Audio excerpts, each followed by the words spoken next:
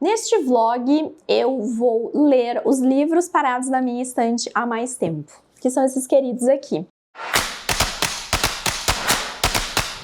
Já saiu um vídeo pra vocês mostrando como chegamos a esse resultado aqui. Naquele vídeo, eu cruzei por vários meses de vida do Resenhando Sonhos, vários book hauls. Demorou um ano pra aparecer o primeiro livro, mais de um ano pra aparecer o primeiro livro. E chegamos a esses três queridos aqui. The Goonies, que foi o primeiro a se manifestar, acho que setembro, outubro, novembro de 2015. Depois tivemos The Game, que já foi aparecer em 2016, né? Começo de 2016, janeiro de 2016 apareceu The Game. Aí depois teve o Surto, que foi as Crônicas de Nárnia, que eu não consegui encontrar. Eu enxerguei aquele livro no background do vídeo e entrei em pânico, porque eu pensei assim, meu Deus, eu deixei passar esse livro. Aí eu voltei e reassisti todos os vídeos, todinhos, não encontrei o livro. E aí comecei a caçar, assim, no background do canal, onde é que tava aparecendo, até que encontrei um vídeo de março de 2015, falando sobre esse livro, então eu já tinha. Eu provavelmente comprei esse livro nos meses do canal que eu não tava fazendo book haul, que foi junho, julho, agosto, setembro, não me lembro se o primeiro é de setembro ou de outubro. Eu não mostrei ele no canal, mas ele estava lá. Não, essa edição é a edição aquela que tinha todos, que eu acho que era da Martins Fontes. Agora tá saindo pela HarperCollins, essas edições aqui, né, que tem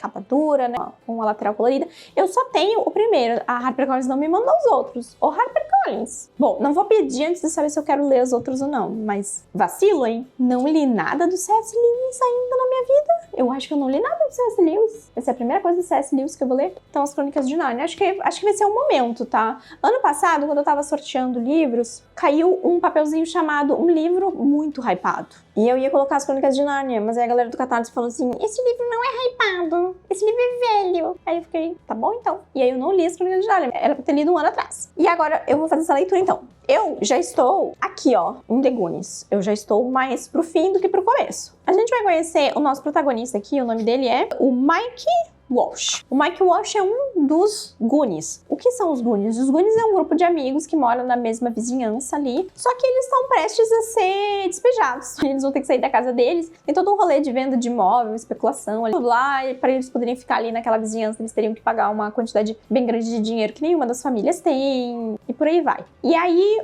eles resolvem ir numa última aventura juntos, e essa última aventura envolve um mapa de tesouro que eles estão indo atrás para descobrir se eles conseguem encontrar esse tesouro. E se por acaso eles encontrassem esse tesouro, eles conseguiriam de repente pagar, e eles obviamente vão se separar, né? Essa amizade vai se desfazer aí, porque eles não vão se ver mais. Então esse grupo de jovens, de crianças, sai nessa aventura. Só que eles vão acabar cruzando caminho com a família Fratelli, que é uma família de criminosos. Inclusive o livro abre com o prólogo, é sobre o Jake Fratelli escapando da prisão. Ele é um dos filhos dessa família aqui. E a mãe dessa família, Mama Fratelli, que tem 56 anos, também é uma criminosa. Todo mundo da família é criminoso. E aí, esses meninos que não tem nada a ver com isso, inclusive um deles tinha visto o carro cheio de furos de tiro, do duelo com a polícia, não sei mais o que, passando, só que ele é o grande mentiroso do grupo, assim, é aquele que adora inventar histórias, sabe? E as histórias talvez tenham algum pé de verdade, mas a maioria acaba virando uma coisa que não é mais verdade. E ninguém acreditou, e aí depois eles acabam cruzando com essa família como um todo, se metem numa roubada, porque eles têm esse mapa, e esse mapa leva até um lugar que tá muito próximo dessa família. E aí eles vão atrás, então, dessa caça ao tesouro, se metem ali no subterrâneo e vão e... Assim, é uma aventura, tipo, não tá me custando nada ler. Mas se tu for me perguntar, Tamires, tu tá, tipo, achando muito legal o livro? Não. Eu tô achando, tipo, talvez quando esse filme foi lançado, deixa eu ver. Quando foi que saiu esse filme? Saiu em 1985. Era outra vibe, né, gente? Era outra vibe. De quando é a publicação original desse livro? Também é de 85, eu acho. Então, assim, esse livro foi feito esse filme do Steven Spielberg numa trilogia ali, né? Super 8, ET e os Goonies, que são 3 filmes que celebram a rotina de uma turma de adolescentes na década de 80. E aí aqui nessa introdução do livro, inclusive, fala que antes desse momento aqui, os livros falavam sobre aventura, falavam sobre esses mesmos temas, mas falavam sempre do ponto de vista adulto. E que foram meio que esses 3 livros que amarraram de um ponto de vista um pouco mais jovem aí essas histórias, e aí talvez também trouxeram uma nostalgia pra quem já era um pouco mais velho e um ponto de referência pra quem é novo, né? Pra quem era novo nessa época em que esses filmes foram lançados. E aí se escreveu, então, a novelização de Os Goonies pelo James Caan. Daí fala aqui que aqui existe uma... aprofunda ainda mais as relações ao explorar melhor cada um dos personagens, inclusive os vilões Fratelli, sem perder o ritmo de toboágua que dá tom ao filme. Eu não me lembro, gente, se eu assisti esse filme. Inclusive, eu tô pensando em assistir esse final de semana, se a vida deixar. Eu pretendo assistir. Porque eu quero ver se no filme dá um sentimento diferente. Porque aqui é muito... Ai, como que eu vou dizer pra vocês, assim... É tipo Stranger Things, é uma vibe Stranger Things, porque são crianças lidando com coisas que, né, essa coisa de aventura e de ir, de amigos e de contar um com o outro. Mas ao mesmo tempo, parece que falta um tema mais... Talvez eu não me identifique com a busca deles, porque eu acho que Stranger Things tem mais o mistério do sobrenatural. Eu não tô necessariamente... Talvez seja isso, eu não tô torcendo necessariamente por eles. Se eles vão conseguir ou não, porque eu não sei se isso vai fazer alguma diferença. Pra eu engajar nessa história enquanto livro, assim, 100%, eu acho que eu precisava de um motivo um pouquinho mais forte pra eu torcer por esses personagens. O que não acontece. Alex deitou aqui atrás de mim e agora tá me empurrando. Ela tá tipo assim, com as patas me empurrando pra eu ir pra frente da cadeira. Ei, que isso? Não vai descer porque a câmera tá presa em mim. Isso, parece. Dá teu show aí, chatinha. Vem cá, na verdade. Vem cá dar oi pro pessoal. Oi, pessoal. Uma chata essa semana. Uma chata, minha filha. Eu já te amo muito. Ai, meu Deus, 5 segundos amassando ela. Tá fazendo bem. Nem reclamo muito, só um pouco. Que coisa mais linda. Amei. Obrigada. A pobre da gata. Tem que me aguentar. Eu tô andando pela história, tá sendo super fácil. É um livro super rápido de ler, mas eu não tô muito conectada com o que a história tá me contando, sabe? Talvez se eu ver essas crianças, e por isso eu quero ver o filme, eu consiga encontrar mais motivos de conexão, assim. Ou sei lá, eu acho que talvez até a própria família Fratelli, eu não sei se era pra ser cômico, se era pra ser triste... Eu não sei direito, sabe? Eu não tô conseguindo me conectar com o sentimento que o livro tá querendo me passar. É isso, não tô conseguindo. Mas enfim, eu vou terminar logo mais. Eu quero terminar de tarde e depois, no comecinho da noite, eu queria ler as Crônicas de Nárnia. Esse primeiro aqui, Leão, a Feiticeira e o Guarda-Roupa inteiro. Esse livro tem 190 páginas. Só que assim, a letra é enorme, tem um monte de ilustração, então eu tô contando que deva ter, tipo, sei lá, umas 150 de verdade, assim. Dá pra ler. Vamos ver se eu vou conseguir. Eu não faço ideia do que eu vou encontrar aqui. Eu não faço ideia. Mas eu acho que o fato de eu ter lido Coração de Tinta esse mês, mais cedo no mês, vai me ajudar a já tá meio na vibe. Na verdade, tudo livro com criança narrando, né? Coração de Tinta também é uma criança. Eu nem gosto de livro com criança, de repente eu tô lendo 3. O que rolou? Gente, eu não lembro mais. Quando eu atualizei esse vlog, eu não tinha terminado os Goonies ainda, né? Nossa, eu terminei os Goonies, já li as Crônicas de Nárnia, já li The Game e cá estou eu pra conversar sobre esses livros, porque eu tive um final de semana em que eu não quis gravar, mas eu fui leitora nesse final de semana, então deixa eu tentar atualizar vocês sobre essas leituras. Primeiramente, The Goonies, acho que os sentimentos que eu expressei pra vocês antes sobre tá tendo um pouco de dificuldade pra me conectar com esses personagens e, enfim, considerar a missão deles algo super divertido ou super, sei lá, engajante, não se manteve até o final do livro. Eu acho que os motivos pelos quais a história flutua ao redor, ou que dá o pontapé inicial na sua jornada, acaba não sendo necessariamente a coisa principal, e aí acaba ficando um pouco vazio até. Talvez algumas críticas ou algumas colocações que o autor queira falar aqui, o que a história queira falar aqui, porque é realmente sobre a história desses personagens, essa aventura deles, e nem precisava ter tido um outro ponto aqui pra acontecer. O final de semana passou, eu não consegui assistir o vídeo, o filme. Eu até tenho que descobrir em que streaming tem. Vamos fazer isso agora? Hoje é domingo, eu tô bem cansada. Eu passei o dia inteiro limpando a minha casa, o que não foi uma coisa muito legal, mas hoje foi um dia que até parede. Olha, diz que tem no Prime Video. 1h54. Talvez eu faça isso no final do dia hoje, então não sei se vou conseguir assistir o filme inteiro, mas vou tentar ver como é que ficou a adaptação. Mas assim, não achei ruim, eu só achei, tipo, qualquer coisa. Desculpa aí, de repente eu terei uma opinião diferente quando eu assistir o filme. Aí vamos pra Crônicas de Nárnia. Eu tive um déjà vu quando eu comecei a ler esse livro, porque eu percebi, ao chegar ao capítulo 2, que eu já tinha lido as Crônicas de Nárnia em algum momento. Isso é muito doido, né? Porque tem livros bem mais recentes que eu não me lembro a respeito deles, e às vezes eu pego. Isso já aconteceu antes. Com o que aconteceu antes? Acho que foi com Carmila, que eu comecei a ler Carmila e eu percebi que eu já tinha lido Carmila antes. Tem uma história, o Retrato de Dorian Gray. Eu tenho na minha cabeça que eu já li o Retrato de Dorian Gray, mas eu não sei explicar por que eu tenho essa sensação. que eu já li o Retrato de Dorian Gray. Eu acho que é um daqueles livros que eu li no período em que eu não registrava os meus livros em lugar nenhum ali quando eu era adolescente. E que eu pegava os livros da biblioteca. E eu acho que eu devo ter lido pelo menos uma história de Nárnia eu li. Porque eu li 2 capítulos desse livro e eu sabia tudo o que estava acontecendo. De repente, assim, uma porta na minha mente se abriu, assim, e eu fiquei chocada. Eu fiquei chocada.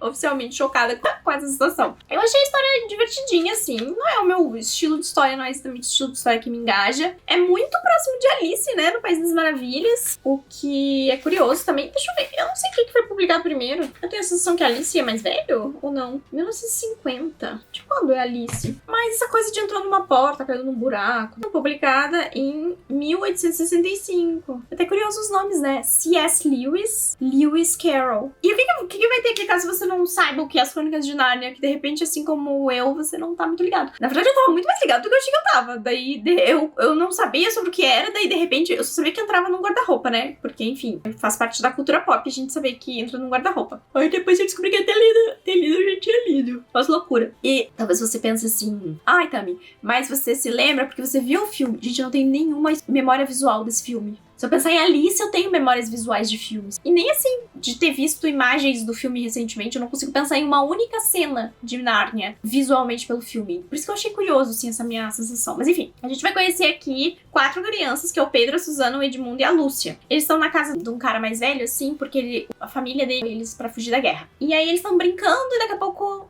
a Lúcia entra no guarda-roupa. E ela vai parar num outro mundo. E aí lá ela encontra uma figura, essa figura vai levar ela pra casa. Vai ter a feiticeira branca, essa feiticeira branca tá querendo tomar o poder ali e meio que tem uma profecia que envolve eles aqui e as 2 filhas de Eva e os 2 filhos de Adão, e aí tem o outro lado do bem, que é o leão, a feiticeira, que é o lado do mal, e o guarda-roupa, que é o portal por onde cruzam essas crianças. O limite, as definições de tempo dentro desse local são diferentes, então ela fica um tempão lá, mas quando ela volta, tipo, se passou alguns minutos. E aí essa aventura aqui deles, que termina de um jeito que eu... Como é que eu vou dizer assim? Eu fiquei curiosa pra ver como é que... Eu acho que... Bom, peraí. Deixa eu organizar como é que eu vou dizer isso. Eu leria outras histórias de Crônicas de Nárnia, mas... Eu leria outras Crônicas de Nárnia, mas eu não terminei necessariamente empolgada pra fazer isso, tá? Então, em algum momento eu vou dar check nessa história, mas não vai ser imediatamente, assim, porque eu fiquei pensando assim, de repente eu vou ficar com vontade, né, de ler. Mas não foi o que aconteceu. Eu me sinto inclinada a engajar nessa história, mas não imediatamente. Talvez seja essa a melhor forma de colocar. Mas eu tô curiosa pra entender como que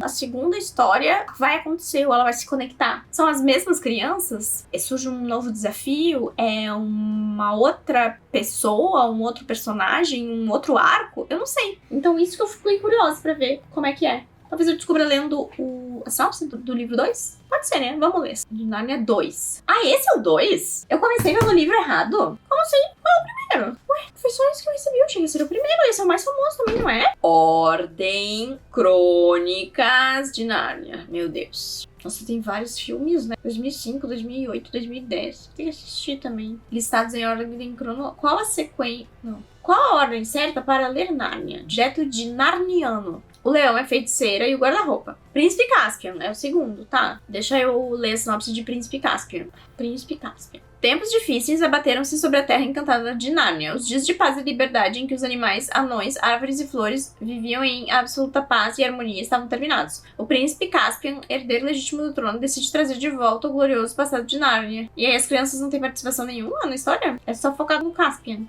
Eu achei que... Sei lá o que eu achei, mas não sei se era isso que eu tinha achado. Tem uma coisa que é meio conhecimento geral também, é que essa é uma história que vai falar sobre aspectos religiosos, né? Teve... Qual foi a outra série que enveredou pra um negócio assim e eu já fiquei tipo, o que está rolando? Ah, foi Fronteiras do Universo, né? Que inclusive, foi nesse vídeo que eu falei que eu queria voltar a ler Fronteiras do Universo. Talvez tenha sido. Gente, eu não tô boa da cabeça ainda. Eu não sei onde foi que eu falei. Porque eu tava falando sobre esses livros em 2 vídeos diferentes. Enfim, eu não sei o que dizer a respeito desse assunto nesse primeiro volume, assim. Claro, é bem óbvio as referências, mas... Achei óbvio no sentido... Como é que eu vou dizer assim? É óbvio no sentido óbvio e simples. Não sei como que isso vai se desenvolver através das demais histórias, que aí tem que ser de outras formas menos... Talvez, não ser óbvias, mas menos focadas num elemento tão básico quanto Adão e Eva? Não sei. Enfim, Narnia está lido, foi ótimo. Achei bem bonitinhas as ilustrações, e vendo as coisas conforme elas estavam acontecendo. O livro super bonitinho, todo coloridinho. As aberturas de capítulo também são um amor. Então essas edições aqui são muito bonitinhas, tá? Se você é um fã de Narnia, tem que comprar. Tem que comprar. Vou até deixar o link aqui embaixo, tem que comprar. Saiu um box, né, que já tem todos os volumezinhos. Bem mais bonito, bem maior, né, que aquela edição que a gente via aí. Foi a edição que eu tive na estante. Mas, com certeza, sim, muito mais bonitos, né, e muito... Pra quem é fã da história, com certeza deve gostar muito mais dessas edições. Eu não sei sobre tradução, sobre essas coisas. Essa tradução aqui é do Ronald Kearns. Putz, vou assassinar. Ronald Kearns. Eu nunca ouvi coisas assim, nunca ouvi comentários sobre as edições, sobre tradução de Narnia, então eu não sei. Se você já leu Narnia, me conta qual é a sua história favorita aqui embaixo. Aí eu fui ler The Game. E aí, gente, eu tenho dois sentimentos sobre esse livro. Primeiro, assim, eu comecei a ler esse livro e o meu primeiro pensamento foi: se eu fosse uma pessoa que abandonasse livros, eu teria abandonado The Game. Só que eu não sou uma pessoa que abandona livros, eu sou uma pessoa que vai até o final das leituras. Quando eu terminei esse livro, meu pensamento foi assim: se eu tivesse tempo e paciência na minha vida, eu provavelmente leria, emendaria e leria os outros dois livros pra finalizar, e não tiraria essa série da minha estante sem finalizar ela. Porque não exige nada da gente. Sabe quando eu digo pra vocês que não exige nenhuma sinapse? Não exige muito sinapse esses livros, assim. Tem umas viradinhas, tem umas coisinhas assim, mas é aquele suspense que você lê e ele não necessariamente tá te instigando a você montar muita teoria ou tentar descobrir muito o que tá acontecendo. Você só tá indo com os personagens, sabe? Foi isso que eu senti. Aí eu olhei pra essa capa e fiquei me perguntando: tem uma interpretação dessa capa em algum lugar e é por isso que tem duas pessoas reais na capa? Esse é um thriller sueco. Eles têm umas coisas muito... Tem uns autores bem doidos lá, tem umas histórias doidas. Eu já vi umas séries também na Netflix que são de autoria sueca, que tem essas... Mas esse livro aqui, ele não. Sabe por quê? Eu vou dizer pra vocês qual é o problema desse livro. É que ele é velho. Ele é de 2010. Ele foi publicado aqui no Brasil em 2015. E aí já ficou batidíssimo. Talvez se eu tivesse lido lá atrás, não teria... Mas agora ficou batidíssimo esse tema. E o protagonista, nossa, ele é chatíssimo. É um protagonista meio burro. Não é que ele é burro. Ele é preguiçoso, moralmente questionável, mas de um jeito ruim. Porque não é assim, não, ele faz as coisas, mas ele acaba fazendo as coisas pelo jeito certo. Não é isso. Eu gosto de chamar assim um personagem moralmente questionável. No caso desse personagem, ele sabe que tá errado, ele sabe que é uma merda, ele sabe que ele vai se fuder, e ainda assim ele pensa: mas e se eu fizesse isso aí, porque pelo menos vai me dar dinheiro e eu não vou precisar trabalhar. E aí ele faz umas coisas, sabe? Ele vai se envolvendo, vai se metendo numas coisas assim que... Aí depois no final, ele tem um momento dele ali, mas... E tem um momento do livro que eu juro pra vocês, eu parei assim, eu pensei: será que essa galera é toda burra? Será que essa galera toda não entende? Porque o que tá acontecendo? Porque meio que toda vez que se envolvia um novo personagem no que tava acontecendo, dava uma merda muito grande. E eles seguiam a história contando as coisas um pros outros, assim, pedindo ajuda um dos outros. Sendo que já tinha provas de que isso tinha consequências, e essas consequências não eram boas. Então eu fiquei o tempo inteiro, tipo, gente, vocês não raciocinam, não? Mas por que essa história? A gente vai conhecer o Henrik Peterson, ou HP. Ele já esteve preso e encontra um celular. E esse celular começa a mandar mensagens pra ele perguntando se ele quer participar de um jogo. No começo, ele acha que é uma pegadinha de um outro amigo dele. E aí aceita participar e tal. Só que não é do amigo dele. É toda uma organização aí que pede pra que tarefas sejam feitas. E aí gera dinheiro. Daí por isso o dinheiro fácil e, né, as muitas dúvidas dele. E essas tarefas vão escalando, assim, de coisas simples como... Coisas simples é ótimo. Como roubar um guarda-chuva no metrô, a coisas bem sérias. E aí ele vai se vendo numa situação complicada. Aí a gente tem uma outra personagem aqui que trabalha em segurança, assim, ela é meio que uma guarda-costas. Ela acaba protegendo ali uma figura e esse trabalho que ela faz acaba levando, meio que dando uma promoção pra ela, e ela vai parar sendo uma porta aqui pra polícia. Ela tem muitas questões na vida dela também. Eu fui ler a sinopse depois. Olha, já terminado. Sentei aqui, aí peguei o livro, fui ler a sinopse. A sinopse dá um monte de spoiler. Olha só. Ninguém de vocês vai ler esse livro, né? Não, olha só, vou ler a sinopse. É só um jogo. Isso é o que pensa Henrik H.P. Peterson, protagonista da trilogia The Game, ao aceitar um convite anônimo via celular para participar de missões inusitadas pelas ruas de Estocolmo. Mas a cada tarefa cumprida, ele tem a sensação de que a brincadeira está ficando mais séria. Será paranoia ou será que HP está realmente caindo numa poderosa rede de intrigas com conexões que poderiam chegar aos responsáveis pelo assassinato do primeiro-ministro sueco em 86 ou até mesmo os ataques de 11 de setembro? Essa realização de que talvez essa organização que ele tá jogando joguinhos ali pode ser muito, muito, muito, muito, muito, muito maior do que o que ele tá achando que é um negócio que acontece, sei lá, gente, em 60% do livro. Daí eu fiquei, ué, como assim isso já tá na sinopse? Por isso que talvez a qualificação do personagem enquanto um paspalho fique ainda mais forte. Você precisa ler o jogo, o primeiro livro, uma saga eletrizante que combina a escola sueca de suspense, vide Stieg Larsson, com o vazamento de informações do mundo pós Edward Snowden. Eu quero muito ler o Homem que Amava as Mulheres, é isso? Que é o nome do primeiro livro do Stieg Larsson. Eu tenho o primeiro livro, né? Eu queria muito ler essa série, mas o fato de que comparou esse livro àquela série, eu já fiquei tipo... E é isso, eu terminei e não recomendaria que você fosse ler, não. Tá? Não recomendaria que você fosse ler, não. É uma sequência bem tradicional de acontecimentos. Eu poderia jurar pra vocês que eu já li, eu já assisti um filme, eu já vi pelo menos uns 3 episódios de série que retratam esse mesmo. Esse rolê de um aplicativo de celular mandando fazer tarefas, tem várias histórias que fazem isso de formas diferentes, assim. Tem algumas que são mais voltadas pro videogame, né? Daí tem missões separadas e tal. Mas eu achei bem pobrezinho, tá? E ele é um paspalho, o protagonista. A outra personagem é mais legal, mas ainda assim também não... Ela não é muito... Ela é melhor na cabeça dela do que ela é efetivamente navegando mundos. Aí você talvez esteja se perguntando, tá, mas então o vídeo acabou, né? Porque você disse que ia ler esses 3 livros, você leu esses 3 livros e é isso. Já estou na página 120 de Além da Muralha. Falei pra você, se eu tivesse tempo eu lia. Ainda é domingo. E eu ainda vou ler mais umas páginas. Não vou conseguir terminar esse livro hoje, eu acho, mas o meu plano, pelo menos mais uma 50 dele, eu vou e aí fica 50 para amanhã. Acho que até mais do que 50 eu consigo ir. Faltam 110 páginas. Esse livro aqui, gente, tá sendo o meu favorito de toda essa tibiagem. Pô, ainda bem que eu resolvi ler ele, né? Porque se eu não tivesse lido, ia ser uma tristeza esse vídeo. Uma grande tristeza de eu só lendo o livro meio meh. Que livro meio meh, mas nenhum desses livros que eu li fez alguma coisa por mim. Tipo, esse aqui não fez nadinha por mim. Esses dois aqui li uma história extremamente comentada de fantasia, de uma série que eu tava postergando há um tempão, que eu tinha curiosidade de ler, que eu ainda tenho curiosidade de continuar, que tem muitas referências de cultura pop, blá blá blá blá. É repertório, isso aqui é repertório. Pra mim é repertório. Esse aqui também é um livro que hoje a gente vê histórias que beberam de Os Goonies e são grandes sucessos aí, tanto de visual, né, série, filme, quanto na literatura. Também é uma boa referência pra você ter. Mas nenhuma dessas histórias me deixou empolgada.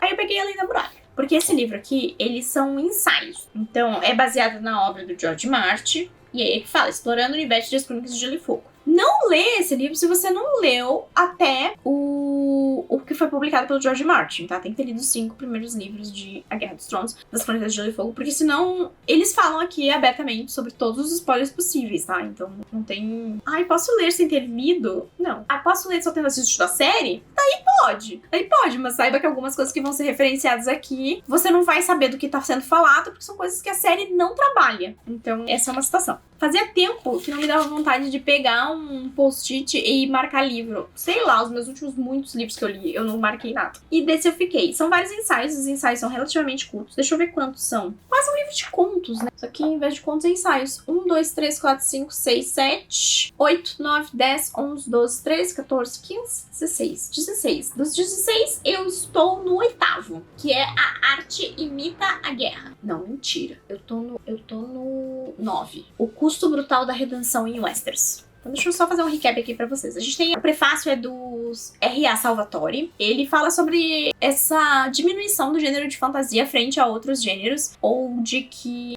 se você não tá lendo... Se você comparar, pegar um livro de fantasia, por mais épico que ele seja, você usar ele como elemento de estudo, ou colocar ele na frente, ao lado a um clássico, vai ser sempre menosprezado por ser coisa de criança. Fantasia é coisa de criança, né? Coisa de adolescente, né? E infelizmente esse ainda é um estereótipo que ele se propaga um pouco nos tempos atuais, né? Apesar desse livro não ser tão antigo assim, né? Ele é de 2012. Aqui no Brasil foi publicado em 2015, mas as histórias, os textos são todos de 2012. Então, provavelmente, ele foi lançado enquanto coletânea em 2012. São 12 anos, né, de diferença entre isso aqui e o momento que a gente tá agora. Mas ainda assim porque quando uma pessoa adulta fala que lê fantasia, ou, meu gênero favorito é fantasia, e você tá falando com pessoas que não leem fantasia, né? A reação das pessoas costuma ser de tipo, nossa, que curioso, você gosta de ler fantasia. Tipo, vive, né? Fadinhas e Harry Potter e sei lá até, né? Sei lá. Não sei nem se a primeira coisa que vem na cabeça da pessoa é Senhor dos Anéis. Mas aí ele fala um pouco sobre isso e do quanto existe esse menosprezo, né, do gênero. Aí, em introdução, a gente vai ouvir um pouquinho falar sobre a trajetória do George Martin a jornada desse texto, né, das Crônicas de Gelo e Fogo, quando ele foi jogado no mercado, como foi a recepção. Depois a gente tem um texto chamado Palácio do Amor, Palácio da Dor, e o Romantismo e as Crônicas de Gelo e Fogo, que é um texto da Linda Antonson e do Hélio Garcia, que são responsáveis pela maior wiki de GOT, que coassinam alguns livros também sobre o universo, como aquele mundo de Gelo e Fogo, e fala sobre o romance dentro das Crônicas de Gelo e Fogo e como isso é visto pelo público também, e como o George Martin usa isso pra deturpar narrativas, né? E aí um dos maiores exemplos é a história entre a Lyanna Stark e dessa dualidade de como essa história é contada, né? Como um grande caso de amor ou como sequestro e estupro de uma mulher desamparada, enfim. E como as duas variações dessa história contam e levam a situações diferentes aqui nesse universo. Daí a gente tem um texto Homens e Monstros, que é estupro, mitificação e ascensão e queda de nações em As Crônicas de Gelo e Fogo. Então vai falar um pouquinho sobre esse excesso, né, dessas cenas e do quanto isso colabora ou não pra história. Esse é da Alissa Rosenberg. Daí o próximo é Mesma Canção em Outro Tom, é do Daniel Abraham, e ele fala sobre a adaptação de GOT pra quadrinho, né? Inclusive eu mostrei no meu vídeo de quando eu tava procurando, aparece um. Eu tenho do primeiro, né? Eu não sei, eu até vou dar uma olhada pra ver se seguiu sendo publicado, só não foi publicado aqui no Brasil, ou se parou realmente na primeira. Ah, daí tem o Mundo Incerto. Eu achei bem interessante esse, porque fala sobre essa coisa da linha do tempo e o extra, de como as coisas às vezes não batem, né? E de que, às vezes, muito do que é visto como história, na verdade, pode ser mito, e do quanto essa confusão das informações serve a história a um propósito. Também depois tem um muito bom, que é o De Volta ao Ovo. O Mundo Incerto é do Adam Whitehead. Aí depois o De Volta ao Ovo é do Gary Westphal. Vai falar sobre essa coisa dos autores de fantasia, principalmente, gostarem muito de escrever prelúdios ou das suas histórias. E aí ele cita vários autores que pararam as suas histórias principais e foram escrever histórias anteriores, né? Histórias que se passam no tempo anterior dessa história, e do quanto isso é engraçado. E também fala da influência, né, do Ed, que agora vai ganhar uma série também, né? Eu adoro o Cavaleiro dos Sete Reinos. Depois, A Arte Imita a Guerra é um texto sobre o transtorno do estresse pós-traumático em As Crônicas de Gelo e Fogo. E aí o autor, que é o Mike Cole, faz uma comparação entre até coisas da experiência dele, porque ele é ex-militar e serviu em conflitos, com o quanto isso reflete em vários personagens da série. E ele, inclusive, traz um spectrum que eu não conhecia, que tem a ver com cores, né? A separação de diferentes cores para determinar. O Código de Cores de Cooper postula que a maioria dos indivíduos, pelo menos em sociedades relativamente seguras e pacíficas como os Estados Unidos e a Europa, vivem em condição branca. São alegremente inconscientes do perigo. Quando ocorre uma exposição repentina ao trauma, a maior parte da condição branca muda imediatamente para a condição negra, uma postura defensiva de pânico paralisante ou negação. Pessoas na condição negra costumam se comportar de maneiras autodestrutivas, rendendo-se a criminosos que não têm intenção de fazer prisioneiros, voltando-se para a descrença ou simplesmente ficando catatônicas. Cooper argumenta que a condição negra poderia ser evitada se essas pessoas fossem treinadas em situações de combate para viver sempre na condição amarela, um estado relaxado, mas vigilante, no qual os indivíduos se mantêm conscientes da situação. No Iraque, chamamos isso de ter olhos atrás da cabeça. Um indivíduo na condição amarela está constantemente pensando: posso ter que lutar a qualquer momento. Ele está preparado para isso. Eu não sabia sobre essas divisões, então eu achei interessante. Eu não sei se o uso da palavra negra aqui tá bem empregado. Aí o que eu tô lendo, efetivamente, é O Custo Brutal da Redenção em Westeros. Ou Que Ambiguidade. Então ele tá falando sobre personagens que tiveram arcos que foram ruins, mas aos poucos o personagem foi mudando ao longo da história, como por exemplo James Lannister. Mas bem legais, eu tô gostando bastante e tô feliz com essa leitura, inclusive. Eu lembro que quando eu comprei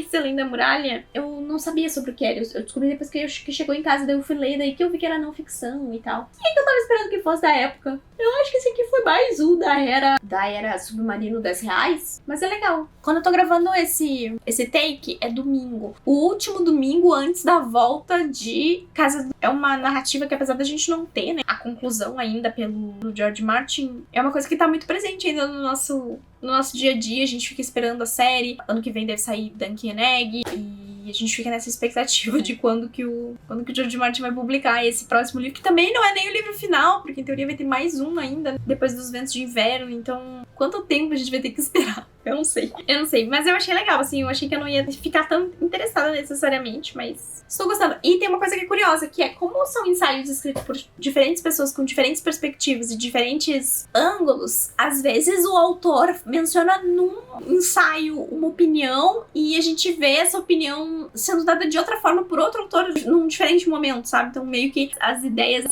o livro sofre um embate de ideias, porque não é... Os autores não estão todos em concordância, porque, querendo ou não, muitas dessas coisas são interpretativas, né? Então você... E um que evidencia muito isso é o que fala sobre a adaptação dos quadrinhos. Ele fala que quando a gente sabe o final, o desfecho de um personagem, a gente pode olhar para a trajetória desse personagem e rever várias ações e várias coisas desse personagem que agora fazem sentido com o final que ele teve. Então, dependendo da gente saber do desfecho de um personagem, a gente consegue rever toda a história desse personagem com um novo olhar. E enquanto a gente não tem o desfecho, é muito difícil fazer isso. Porque você não sabe aonde os personagens estão indo. Você não sabe o que os personagens estão fazendo. Se o que os personagens estão fazendo tá te dizendo outra coisa além do que está escrito na página, efetivamente. Esse acaba sendo um assunto que permeia essa história exatamente por isso, assim. Porque não se sabe ainda, né? Em 2012 não se sabia o desfecho de As Crônicas de Gelo e Fogo. Agora a gente não sabe ainda o desfecho das Crônicas de Gelo e Fogo. A gente sabe só o desfecho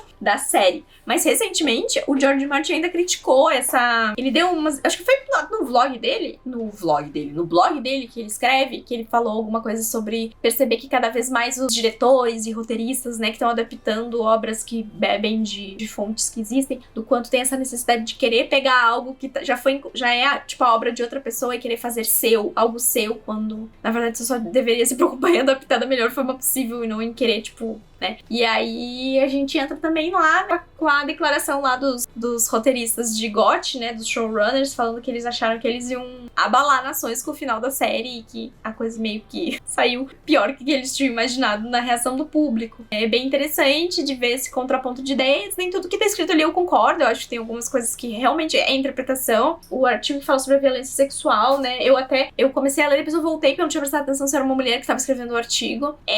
Mas ainda assim, ela é muito amena, assim, nas observações que ela faz, assim, ela faz mais um descritivo da violência e de como aquilo acaba afetando cada personagem, mas acaba que não rola, assim, uma crítica real ao fato disso ser algo presente, assim, é só tipo uma exposição e repetição de onde a gente viu isso sendo um assunto na série. No ensaio do Dunk e do Egg, eu até fiquei sabendo de uma teoria que eu não sabia a respeito. Aí eu fiquei, nossa, eu não sabia disso. Agora eu já vou ficar mais atenta a isso quando acontecer a série, pra ver se na série vai ter alguma informação nova sobre isso, até porque o George Martin tá envolvido na série de Dunk e Egg também, né? Então, se vai ter alguma informação nova a respeito dessa informação. Então, enfim, eu como uma fã de Game of Thrones, tô me sentindo muito alegre de poder ler algo, uma análise aí, e eu já li e já reli As Crônicas de Gelo e Fogo, né, então... eu tenho uns vídeos ótimos aqui no canal, eu não sei se vocês sabem disso, que é um resumão de cada um dos livros, onde eu conto o que aconteceu com cada um dos personagens que eu fiz quando eu tava relendo, que eu gostei muito, muito, muito de fazer, e são vídeos que ainda recebem comentários, assim, então eu acho que... Eu nem sei quanto tem de view, mas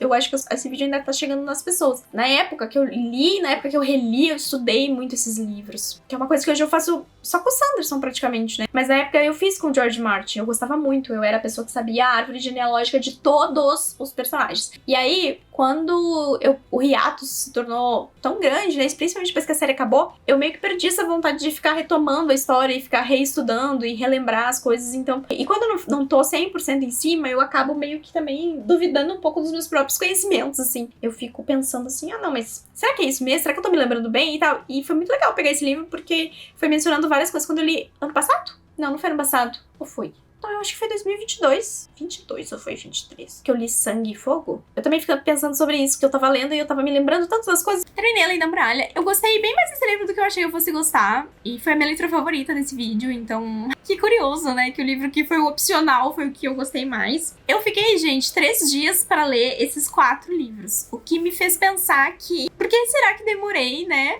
9 anos pra chegar até eles, sendo que eu resolvi satibiar em 4 dias. Eu comecei a ler quinta de noite e terminei domingo de noite. Os 4 livros. Então, assim, tudo bem que eram livros bem curtinhos, né? Esse aqui tem 200 e poucas páginas, todos eles têm menos de 300 páginas, né? Isso ajuda um pouco. Nisso eu dei sorte, né? Os calhamaços eu já tinha lido, sobraram uns livros pequenos. Mas ainda assim, eu achei muito curioso o fato de que me demandou um pouco nesse sentido. Todos os artigos são excelentes, todas as opiniões são boas, todos os hot takes são... Não, inclusive é bem... Como é que eu vou dizer assim? É bem parcial pra algumas coisas, assim, o fato de que é um conjunto de ensaios que elogia muito a obra do Martin. Então, até na hora de apresentar coisas que são críticas, eu percebi que eu não ia receber nenhuma grande crítica, que ia coisas feitas pelo autor, ou decisões tomadas na história, assim, porque é todo mundo fã da história, né? Então, tem alguns momentos em que se levanta algumas questões, como, por exemplo, né, o que eu falei pra vocês, que os autores preferem escrever histórias que vieram antes do que continuar essas histórias, ou até na parte que fala sobre a parte dos estupros, ou a parte do poder feminino, né? Depois tem um outro conto, né? Falei com vocês, eu tava lendo O Custo Brutal da Redenção em Westeros, né? O próximo conto é sobre lobos, gigantes e deuses. Esse tem uma certa crítica, assim, porque é do Andrew Zimmerman Jones. Ele fala sobre o quanto o uso desses lobos e várias coisas dentro da história acabaram meio que se perdendo assim, na mitologia e nesses aspectos. Aí a gente tem Uma Espada Sem Cabo, que é do Jesse, ou da Jessie, não sei se é um homem ou se é uma mulher, Scubble, não lembro se é um homem ou se é uma mulher, e vai falar sobre a magia e as regras e como a magia funciona e como isso também foi um fator importante pra trazer espectadores pra série e leitores pra essa série, de que a magia não é algo que é apresentado logo de cara, é algo que começa a surgir lentamente na história com o Desabrochado dos Dragões da Daenerys. Depois tem um artigo chamado Peter Baelish e a Máscara da Sanidade, eu achei bem interessante esse porque fala sobre... faz uma análise do personagem do Mindinho e da sua psicopatia e das coisas que ele faz, e do fato de que a maioria dos personagens comete atos e faz coisas ruins ou boas pensando em algo maior, e que ele é um personagem extremamente egoísta que faz as coisas pensando só nele, e que isso acaba sendo um diferencial, porque a maioria dos personagens tem outros propósitos, assim. Daí tem um artigo, que é o próximo, que é Um Tipo Diferente de Outro, que se chama O Papel das Aberrações e dos Párias em As Crônicas de Gelo e Fogo. Esse é de um cara chamado Brent Hartinger. Aí, assim, eu acho a mensagem interessante, mas eu não gosto da terminologia, sabe? Aberrações e párias. E aí, existem alguns exemplos, são a Brienne, o Sam. E mesmo que no texto ele fale sobre a importância de, por exemplo, a gente ver um personagem gordo como o Sam, gordo e gentil como o Sam aparecendo, os termos que são usados não são termos legais, assim. Eu não sei se o autor quis enfatizar muito o fato de que essa é a visão da história sobre esses personagens, né? A história vê eles enquanto aberrações ou enquanto párias, mas eu acho que talvez, pelo menos, em algum momento ele podia ter sido bem mais claro sobre a intenção do uso da terminologia, porque senão parece que, enquanto ele tá defendendo, ele também tá ofendendo, o que é super estranho. Mas eu separei uma quote desse artigo que eu achei super interessante. Trecho que é muito bom quando a gente tá falando de representatividade, e do quanto representação é diferente de representatividade, e do quanto certas representações e certas representatividades não necessariamente têm que servir para nos ensinar, nós que não fizemos parte dessas representações. Quando a minoria ou os párias existem em uma história unicamente para ensinar lições aos membros da maioria, essa se torna, no fim, outra maneira de ver tudo a partir do ponto de vista da própria maioria. Então a maioria não busca uma explicação, não busca uma melhora, não busca qualquer coisa que vai ajudar, a não ser que a pessoa que vem da minoria pegue pela mão e ensine. Tem os dois lados da moeda, né? Você quer todo personagem que é uma minoria dentro de uma história precisa estar o tempo inteiro falando sobre essa bandeira, ou sobre a sua bandeira, ou se o personagem não trouxer alguma bandeira, tipo, é um personagem desperdiçado. Um personagem negro não pode ser só uma pessoa negra vivendo a sua vida, tem que ser uma pessoa negra que sofre, que tem que dar aula, que tem que explicar conceito. Eu achei bem legal, eu marquei várias coisas, como eu falei pra vocês, era uma coisa que fazia um tempinho que eu não fazia. Deixa eu seguir aqui na minha lista de... daí tem Poder e Feminismo e Westeros, da Caroline Spector. Não sei se eu gostei muito dos argumentos que ela apresentou. Daí, tem esse artigo eu achei bem interessante, tá? Colecionando as Crônicas de Gelo e Fogo na Era do Nuke e do Kindle, do John Miller. Esse artigo aqui vai falar sobre quando o George Martin começou a publicar, e-readers não eram uma coisa. Então ele fala muito sobre esse mercado das obras de especiais, sobre a mudança de mercado que aconteceu com a chegada dos e-books, a partir de que livro a gente começou a ter e-book, a partir de que livro isso começou a ser uma preocupação, e os movimentos movimentos pra suprir essa demanda também, né, do que tava acontecendo. Deixa eu ver como é que eu tô lá. Eu tô em live nesse momento, faltam 24 minutos pra acabar meu sprint na Twitch. Daí tem um outro que se chama Além do Gueto, que é George R. R. Martin Combate à Guerra dos Gêneros. Esse, não sei também se eu achei muito bom, assim, os argumentos. Enfim, tem seus altos e baixos, mas eu acho que o que eu gostei mais dessa leitura foi o fato de que trouxe uma nostalgia muito grande e foi quase como uma conversa, sabe? Porque eu acho que tem histórias como A Guerra dos Tronos, ou, sei lá, Sombriossos, A Roda do Tempo...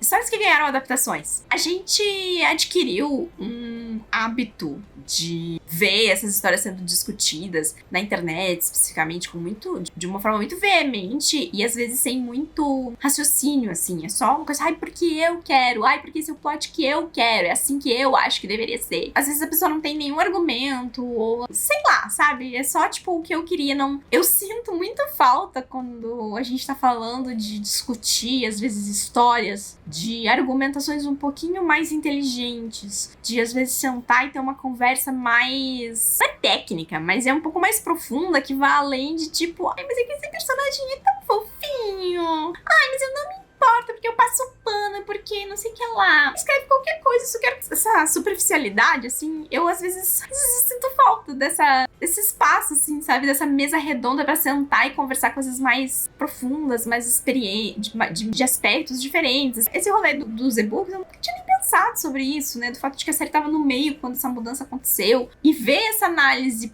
por um aspecto um pouco mais técnico, mas um pouco mais sério, talvez, porque são pessoas que pararam para escrever artigos a respeito, me trouxe uma sensação muito positiva. E é como às vezes eu gostaria de ter certas conversas e não dá pra ter. Não dá pra ter porque na internet às vezes a gente não consegue ter, porque uma conversa assim mais aprofundada, se for gravar um vídeo de pesquisa, o vídeo não vai bem, porque não existem mais espaços às vezes pra gente ter. Você pode fazer um clube do livro. Bom, eu já tive clube do livro e às vezes as pessoas iam pro clube do livro e não queriam discutir a história, né? As pessoas só queriam discutir qualquer outra coisa. Não significa que eu concordo com tudo que foi dito, né? Como eu falei, achei alguns artigos bem mais fracos do que outros, mas aprendi algumas coisas novas aqui que eu não sabia e foi uma experiência bem gostosinha. Então, se você é fã das Crônicas de Gelo e Fogo, você não leu ainda a Lei da Muralha e tá aí com essa abstinência, acho que vale a pena fazer essa leitura sim, porque é interessante, assim, essa visão da obra. E esse livro foi escrito antes de finalizar a série, então não tem nenhum comentário a respeito do desfecho das coisas, né? Que é algo que também deixa as pessoas muito nervosas, né? Quando vai falar do final de GOT. Então, isso acaba não dispersando o diálogo. Gostei dessa leitura. E aí a gente chega, então, ao final desse vídeo. Eu já tinha gravado todo esse vídeo. Inclusive, eu acho que a parte final que vocês vão assistir depois desse take. E eu não tinha assistido os filmes. E aí eu fiquei chateada comigo mesma por não ter conseguido achar tempo para assistir os filmes. E eu os assisti ontem à noite. Então, estou inserindo aqui as minhas considerações sobre os filmes. Primeiramente, vamos falar sobre os Goonies. Eu achei que ao começar a ver o filme, eu ia acabar gostando mais do filme por ter a carinha dos atores e por ver a história do que do livro. Só que não foi isso que aconteceu. Eu achei o filme de The Goonies chatíssimo. Eu não achei as piadas engraçadas. Tem coisas que no livro você acha estranho, mas no filme, vendo visualmente, fica mais estranho ainda. E eu não gostei de The Goonies. Desculpa, eu sei que muita gente ama esse filme, que é nostalgia pura aí pra muita gente, mas infelizmente comigo não funcionou. E eu acho que eu preferi o livro, porque o livro tem as piadocas, mas ainda assim parece que tem um tom um pouco mais sério do que o filme tem. O filme é uma grande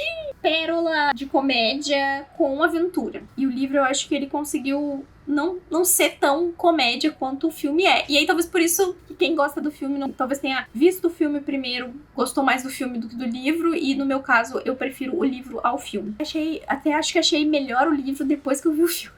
Desculpa, fãs de Goonies, mas eis aqui a minha consideração a respeito deste assunto. A minha segunda tarefa foi assistir Nárnia. Eu assisti o primeiro filme de Nárnia, O Leão, A Feiticeira e o Guarda-Roupa, e eu percebi que eu não tinha memórias daquele filme. Eu tenho a sensação que eu nunca tinha assistido. Eu gostei mais do filme de Nárnia do que eu gostei do livro de Nárnia. Eu fiquei com a sensação que o filme trouxe uma emoção e um peso para os acontecimentos que eu não necessariamente senti lendo o livro. Eu li o livro e eu fiquei, uma aventurinha e tal, precisamos salvar Nárnia, mas eu acho que visualmente você vendo o conflito do gelo com onde tá normal, né, assim, congelado, isso traz um tom diferente pra história. E isso vem muito também de que o filme, necessariamente, você não está vendo de um ponto de vista infantil, que é algo que no livro você está lendo a história o tempo inteiro de um ponto de vista infantil. E isso diminui um pouco a gravidade. Eu também achei muito interessante como o filme começa, que já é no cenário de guerra, deles sendo atacados e tal, e